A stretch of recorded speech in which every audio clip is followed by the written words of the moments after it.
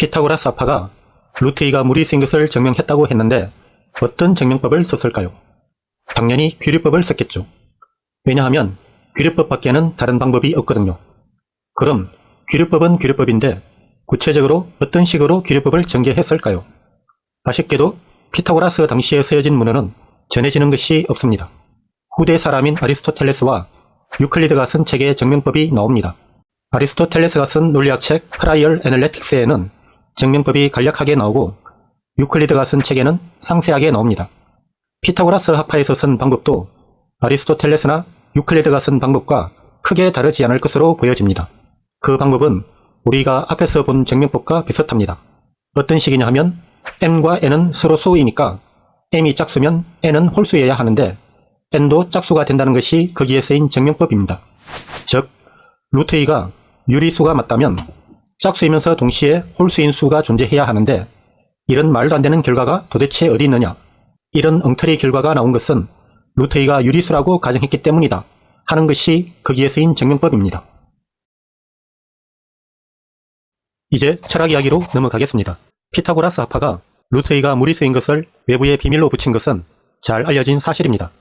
이건 분명 피타고라스 합화의 우두머리인 피타고라스의 뜻이 반영된 것일 겁니다. 물론 피타고라스 합화는 약간 비밀 종교 집단 같은 데라서 루트 2 말고 다른 지식들도 외부에 알려지는 것을 금하였습니다.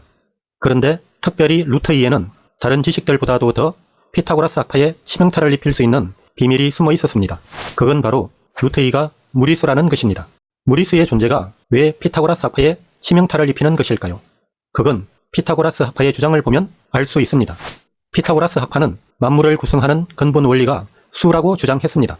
그리고 수는 에노스, 그러니까 1에서 시작한다고 주장했습니다. 피타고라스 합화에게 수란 사람의 머릿속에만 존재하는 개념이 아니라 실제로 형태를 띠고 있는 우주의 구성 요소였습니다. 만물이 수로 구성되어 있고 수는 1에서 시작한다는 것은 다시 말하면 만물은 수많은 에노스, 그러니까 수많은 1로 구성되어 있다는 것을 뜻합니다. 그런데 이런 의문을 품을 수가 있죠. 자연수 2, 3, 4 등은 1로 구성되어 있다는 것이 이해되는데 6분의 5 같은 분수는 1보다 작으니까 1로 구성된 것이 아니지 않는가 하는 의문입니다.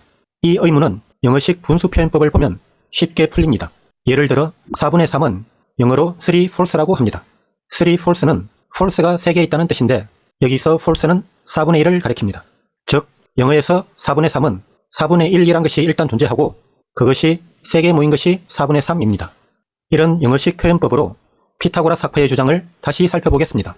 이를 단순히 숫자 1로만 보지 말고 기본 요소를 의미한다고 이해하면 피타고라스 합화의 주장이 명확하게 이해됩니다.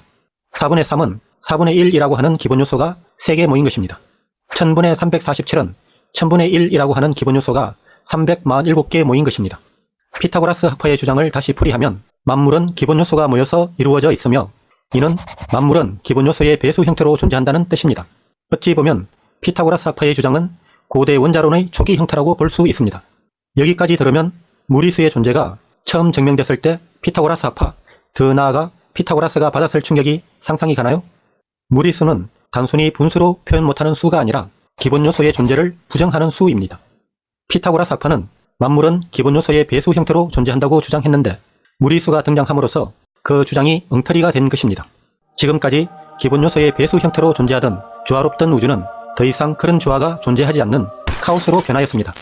이것이 바로 피타고라스와 피타고라스 합화가 받았을 충격입니다. 이후 피타고라스 합화는 어떻게 됐을까요? 기원전 530년 무렵 피타고라스는 제자들과 함께 이탈리아 남부에 있던 도시 크로톤을 방문합니다. 그곳에서 시민들의 환심을 얻은 피타고라스는 제자들과 함께 권력을 독점하며 비밀스런 엘리트 정치를 펼칩니다. 피타고라스의 통치 방식은 사람들의 반발을 불러일으켰고 결국 반란이 일어나 피타고라스와 많은 제자들은 시민들의 손에 목숨을 잃습니다. 물론 피타고라스의 최후에 관해 다른 이야기도 전해집니다. 어쨌든 피타고라스가 죽은 것은 어디까지나 정치적인 이유 때문이었지 무리수 때문은 아닙니다. 피타고라스 합화가 발견한 무리수는 비록 피타고라스 합화에게는 처치 곤란한 존재였을지 모르지만 이후 플라톤이 이데아 이론을 전개하는데 핵심적인 역할을 하게 됩니다. 철학에는 에피스테몰로지, 즉 인식론이라고 하는 분야가 있습니다. 인식론은 사람이 외부 세계에 관해 올바른 정보를 얻을 수 있는지를 연구하는 철학 분야입니다. 인식론은 고대 그리스 시대부터 시작됐습니다. 앞서 나온 크세노파네스는 인식론을 처음 제기한 선구자 중 한 명입니다. 사람은 외부 세계에 관한 정보를 어떻게 얻을까요? 그렇습니다. 바로 감각기관을 통해 얻습니다. 그런데 이렇게 감각기관을 통해 얻은 정보가 사물에 관한 올바른 정보일까요? 예를 들어 눈앞에 노란 은행잎이 있습니다. 노란색은 은행잎 자체가 지닌 속성일까요? 아니면 은행잎을 보는 사람이 단지 그렇게 느끼는 것일까요? 만약 노란색이 은행잎 자체가 지닌 속성이라 하더라도 내가 느끼는 노란색과 내 옆 사람이 느끼는 노란색은 같은 색일까요? 다른 색일까요? 어두운 밤에 은행잎을 보면 칙칙한 회색으로 보이는데 그러면 노란색이 은행잎의 속성일까요? 칙칙한 회색이 은행잎의 속성일까요? 이런 의문은 고대 그리스인들도 똑같이 품었습니다. 그리고 이렇게 결론을 내렸습니다. 사람의 감각기관은 믿을 수 없다. 사람이 감각기관으로 받아들이는 정보는 사물에 관한 올바른 정보가 아니다. 사람은 감각기관을 통해서는 결코 사물의 올바른 정보를 얻을 수 없다 하고 말입니다. 그럼 신은 어떨까요? 기원전 6세기에서 5세기 무렵 그리스 철학자들 사이에 독특한 움직임이 일어났습니다.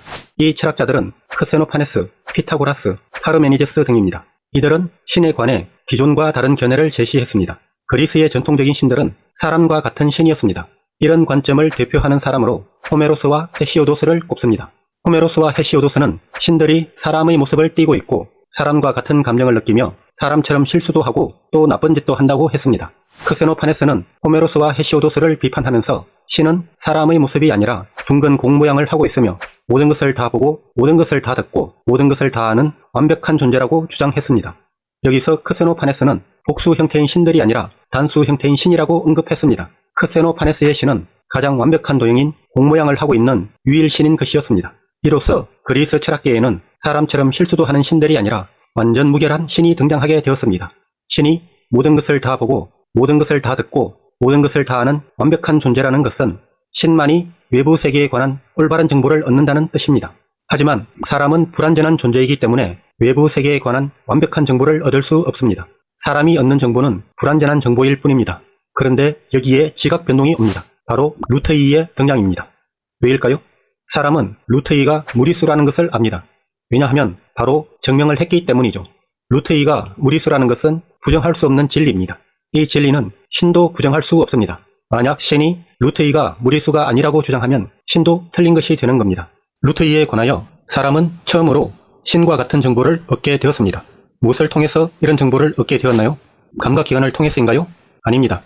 바로 사람의 생각하는 능력, 논리적으로 생각하는 능력, 즉 이성을 통해서입니다.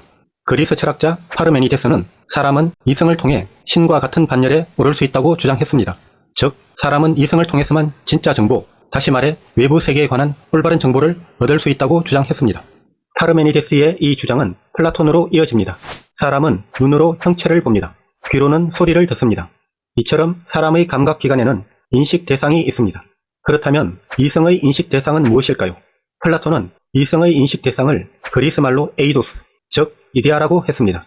플라톤은 국가론 제7권에서 사람의 감각기관은 불완전하고 그 감각기관의 인식 대상도 불완전하지만 사람의 생각하는 능력인 이성을 잘 닦으면 완벽한 세계인 이데아에 도달할 수 있다고 주장했습니다. 플라톤은 외부 세계를 불완전한 세계와 완벽한 세계로 나누고 그중 완벽한 세계를 이데아라 부른 뒤 이데아에 관한 올바른 정보를 얻는 것은 오로지 이성을 통해서 뿐이라고 주장한 것입니다. 플라톤이 이런 생각을 하게 된 것은 그 근원을 거슬러 올라가면 피타고라스 합파가 이성을 통해 루트이가 무리수라는 것을 논리적으로 증명하면서부터입니다. 이것이 이성이 서양 철학에서 왜 그렇게 중요한 위치를 차지하는가 하는 연유입니다. 물론 모든 철학자들이 플라톤의 권위에 승복한 것은 아닙니다. 플라톤 이후로도 수많은 철학자들은 이성을 통해 과연 외부 세계에 관한 올바른 정보를 얻을 수 있느냐 없느냐를 두고 장대한 여정을 펼치게 됩니다. 여기서 잠깐 색다른 이야기를 해보겠습니다. 불교에도 고대 그리스 철학과 같은 인식론이 있었습니다.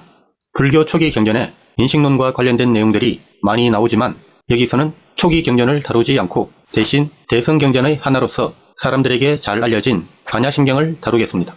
초기 경전의 인식론이 반야심경에 반영되어 있기 때문에 반야심경을 통해 초기 불교의 인식론을 살펴보겠습니다. 반야심경에 안, 이, 비, 설, 신, 이, 색, 성, 향, 미, 촉, 법이라는 글귀가 있습니다. 이 글귀는 인식기관과 인식대상을 나열한 것입니다. 안, 이, 비, 설, 신은 눈, 귀, 코, 혀, 몸으로서 인식기관 중 감각기관을 가리킵니다. 그리스 철학에서는 감각기관으로 주로 눈, 귀를 언급하지만 불교에서는 좀 더 세분화하여 눈, 귀, 코, 혀, 몸을 언급하고 있는 것입니다. 그럼 마지막에 나오는 의는 무엇을 가리키는 것일까요? 의는 인도말 마노를 한자로 번역한 것입니다. 마노는 마음, 생각이라는 뜻인데 마음, 생각은 사람의 정신작용으로서 그리스 철학에서 말하는 이성에 해당합니다. 즉 마노는 철학 용어로는 이성이 됩니다. 구마라집 법사와 현장 법사가 반야심경을 한문으로 번역할 때는 아직 이성이라는 낱말이 만들어지기 전이었기 때문에 뜻의로 번역한 것입니다. 정리하면 안, 이, 비, 설, 신, 이에서 안, 이, 비, 설, 신은 인식기관 중 감각기관을 가리키고 의는 인식기관 중 이성을 가리킵니다. 다음으로 인식 대상입니다. 색, 성, 향, 미, 촉, 법이 안, 이, 비, 설, 신, 이와 짝을 이루고 있습니다. 먼저 색입니다. 한자를 고지곳대로 풀이하여 색을 색깔로 오해하는 경우가 있는데 반야심경에서 말하는 색은 색깔이 아닙니다. 색은 인도말 루파를 번역한 것입니다. 루파는 색깔이 아니라 모양, 형태, 덩어리라는 뜻입니다. 영문판 반야심경에서는 폼으로 번역되어 있습니다. 다음 성, 향, 미, 촉은 소리, 냄새, 맛, 촉감으로서 이해하는데 큰 어려움이 없으므로 넘어가겠습니다. 마지막으로 법입니다. 플라톤의 이데아 사상을 이야기할 때 이성의 인식 대상은 이데아라고 했습니다. 의가 이성이면 법은 이데아가 됩니다. 산스크리트 말로 법은 다르마입니다. 다르마는 붓다가 쓸 법한 진리로 알려져 있으나 사실 다르마에는 뜻이 세 가지 있습니다. 첫째는 붓다가 쓸 법한 진리입니다. 붓다가 말한 진리를 다르마라고 합니다. 둘째는 현상계에서 일어나는 현상입니다. 이 뜻은 첫째 의미와 상통하는 점이 있습니다. 문제를 풀려면 문제의 본질을 먼저 정확히 알아야 합니다. 이 문제의 본질이 바로 현상계에서 일어나는 현상의 진짜 모습입니다. 그래서 다르마는 현상계에서 일어나는 현상의 참모습을 가리키기도 합니다. 셋째는 마음의 인식 대상으로서 다르마입니다. 이 다르마는 플라톤의 이데아와 정확히 일치합니다. 이 인도식 이데아 또한 다르마라 불렀기 때문에 구마라집 법사와 현장 법사는 진리를 뜻하는 한자 법으로 번역한 것입니다. 하지만 이 법을 붓다가 설법하다 할 때의 법과 혼동해서는 안됩니다. 의와 짝을 이루는 법은 이성의 인식 대상인 이데아이지만 붓다가 설법한 법은 이 모든 것을 뛰어넘는 참 진리입니다. 서로 다른 두 법이 똑같은 낱말로 표현되어 있기 때문에 법을 읽을 때는 조심해서 읽어야 합니다.